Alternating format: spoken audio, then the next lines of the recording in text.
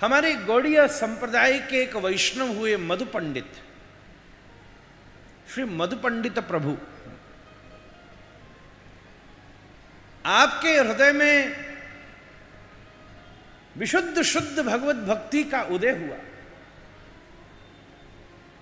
तो बंगाल में सब जगह घूम करके पूछते थे,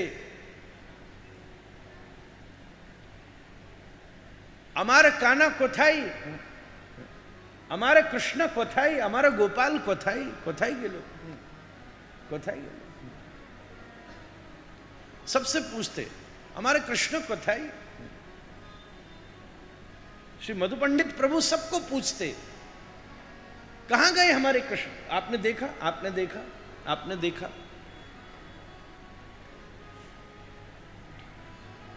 एक भक्त ने उनसे कह दिया कि भगवान तो ब्रजमंडल में मिलेंगे, हैं यहीं पर ब्रजमंडल में मिलेंगे।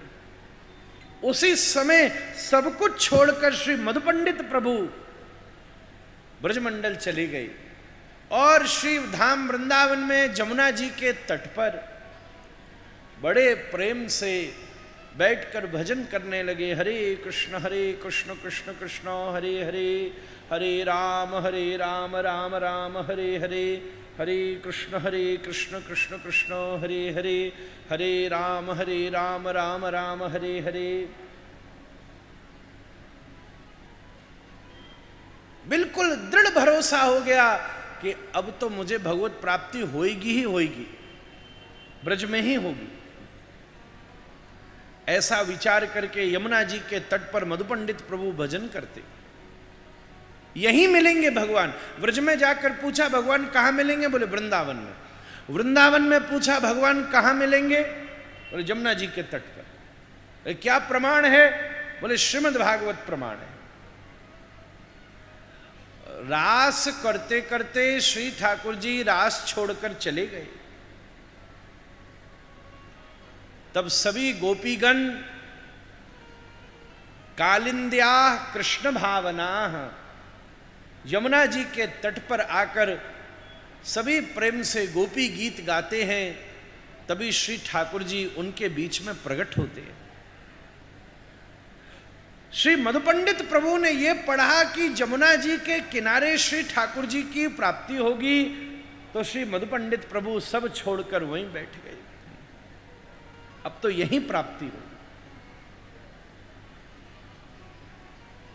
थोड़ी देर में जमुना जी में भीषण बाढ़ आई, खूब पानी बढ़ गया। नीचे जिस मट्टी के टीला पर बैठे थे वो धीरे धीरे मट्टी सरकने लगी।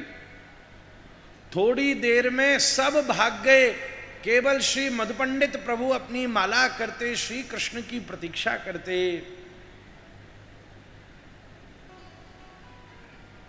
आंखों से अश्रुधारा बहती और होश ही नहीं कि जमुना जी की बाढ़ आ गई और थोड़ी देर में जमीन भी बह जाएगी, अनुभव नहीं। और बस थोड़ी देर में मिट्टी निकल के भूमि बहने ही वाली थी। सबको चिंता हुई, हे गोपाल आपने बोला है नमे भक्ता प्रणश्यति, मेरे भक्त का कभी नाश नहीं होगा, और आपके भरोसे सब कुछ छोड़कर आने वाले ये मधु पंडित प्रभु अगर आपने दर्शन नहीं दिए तो आज जमुना जी में बह जाएंगे, बाढ़ में इनका शरीर भी छूट जाएगा, कुछ पता नहीं चलेगा। सब चले गए, अकेले मधु पंडित प्रभु बैठे थे। उसी समय तुरंत ठीक उनके सामने स्वयं श्री ठाकुर श्री गोपीनाथ जी प्रकट हो गए। श्री गोपीनाथ भगवान की, साक्षात श्री गोपीनाथ।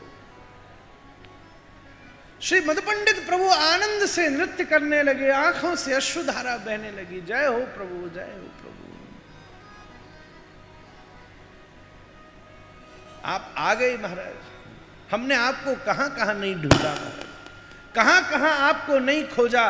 पूरे बंगाल में खोजा, पूरे व्रज में खोजा, पर आज रूप गोस्वामी पाद लिखते हैं, कृष्ण रस भाविता मति क्रियताम यदि कुतोपि लभ्यते लौल्य मात्रमपि मूल्य केवलम कोटि जन्म सुकृतैर्न लभ्यते। भक्त रसामृत सिंधु में श्रीपाद रूप गोस्वामी लिखते हैं, लौल्य मात्रमपि मूल्य केवलम। बिना उत्कंठा के, बिना लौल्यता के भगवत प्राप्ति कैसे होगी? जितनी उत्कंठा हमारे भीतर विषय की है, जितनी उत्कंठा हमारे भीतर धन की है, जितनी उत्कंठा हमारे भीतर प्रतिष्ठा की है, अगर उतनी उत्कंठा हमारे भीतर श्री श्याम सुंदर के लिए हो जाए, हे ठाकुर जी आपकी प्राप्ति हो गई। श्री गोपीनाथ जी मधुपंडित प्रभु के साथ बात करते खेलते, एक दिन श्री मधुपंडित प्रभु ने कहा, हे गोपीनाथ प्रभु ना, आप ऐसे बोलोगे, खेलोगे, खाओगे तो सब आपके स्वरूप को पहचान नहीं पाएंगे। आप तो ऐसे ही विराजमान हो जाओ विग्रह स्वरूप में। तब मधुपंडित प्रभु की प्रार्थना पर श्री गोपीनाथ जी विग्रह के रूप में विराजमान हो गए और अभी भी श्रीधाम वृंदावन में सबके ऊपर कृपा कर रहे हैं। कुछ दिन के बाद इन्हीं गोपीनाथ प्रभु में श्री जन्नवा ठकुरानी विराजमान हो गए। साक्षात श्री राधा रानी और श्री नित्यानंद प्राण प्रिया श्री जन्नवा ठकुरानी, श्री जन्नवा प्रिया देवी दोनों ही श्री गोपीनाथ जी के संग में विराजमान हैं।